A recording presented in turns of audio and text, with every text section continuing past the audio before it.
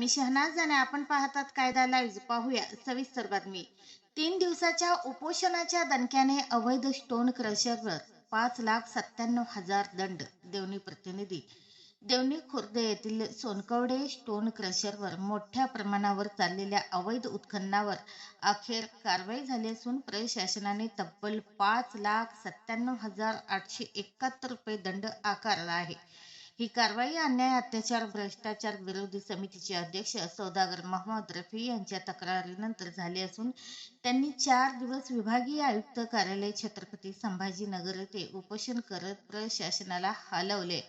त्यानंतर निवासी उपजिल्हा अधिकारी लातूर यांच्या अहवालानुसार उपविभागीय अधिकारी निलंगा यांच्या आदेशाने उपअधीक्षक भूमी अभिलेख यांनी मोजणी करून क्रशरवर दंड ठोठावला. तथापि तहसीलदार व मंडळ अधिकाऱ्यांनी बनावट अहवाल देत खोटी माहिती दिल्याचा गंभीर आरोप समितीने केला आहे. खोटा अहवाल, स्टोन क्रशर बंद असल्याचा बनाव करण्यात आला. मात्र समितीने GPS लोकेशनसह चालू खडी मशीनचे 3 व्हिडिओ सादर करून त्यांचे दावे फोल ठरवण्यात आले.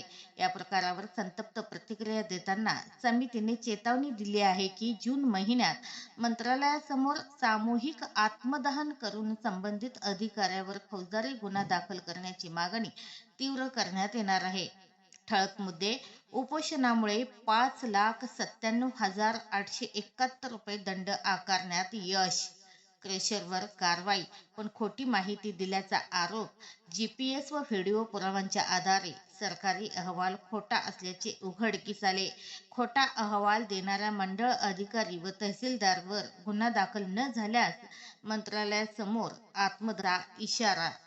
उपोषणातील जे मागण्या आहेत, लातूर जिल्ह्यातील देवणी तहसील अंतर्गत स्टोन खडी केंद्र जे आहे अवैध असताना तक्रार